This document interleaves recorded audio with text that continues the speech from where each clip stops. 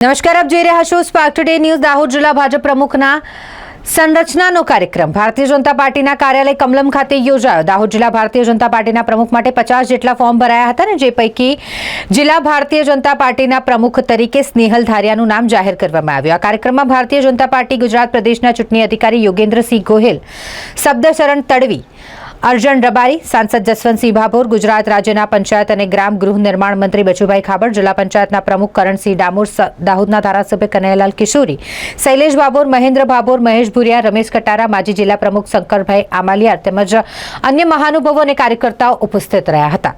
જિલ્લા કમલમ ખાતે દાહોદ જિલ્લા ભાજપના નવા પ્રમુખ તરીકે સ્નેહલ ધારિયાના નામની જાહેરાત થતાં સર્વસંમતિથી તમામ હોદ્દેદારો અને કાર્યકર્તાએ તેમને બિરદાવી લીધા। કાર્યક્રમ બાદ મહાનુભાવોએ શાબ્દિક ઉદ્બોધન કર્યું અને ત્યારબાદ જિલ્લા કમલમ ખાતેથી ભવ્ય રેલીનું આયોજન કરવામાં આવ્યું।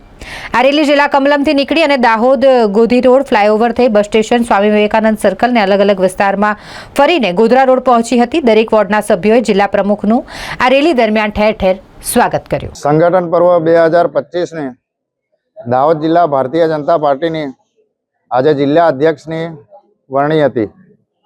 એમાં પ્રદેશ ભારતીય જનતા પાર્ટીએ મારા પર જે વિશ્વાસ મૂક્યો છે માન્ય CR પાટીલ સાહેબે, તો ભારતીય જનતા પાર્ટીનો હું આભાર માનું છું।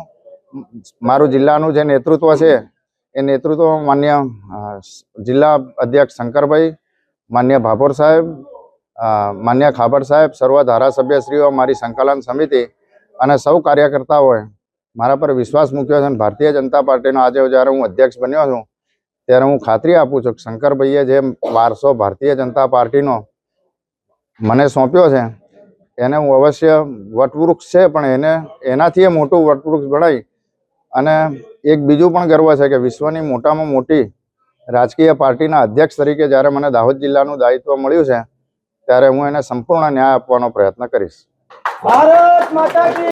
ભારતીય જનતા પાર્ટી નું સંગઠન પર્વ 2025 અંતર્ગત આજે ભારતીય જનતા પાર્ટી દાહોદ જિલ્લાના અધ્યક્ષ તરીકે પાર્ટીની જે પ્રક્રિયા હતી એ પ્રક્રિયા આજે પૂર્ણ કરી જિલ્લાના અધ્યક્ષ તરીકે આવનારી મુદત સુધી સ્નેહલભાઈ વિજયકુમાર ધરિયાને આજે ભારતીય જનતા પાર્ટીએ વિધિવત રીતે એને પદ સ્થાન એની જવાબદારી માટે નિયુક્ત કર્યા છે।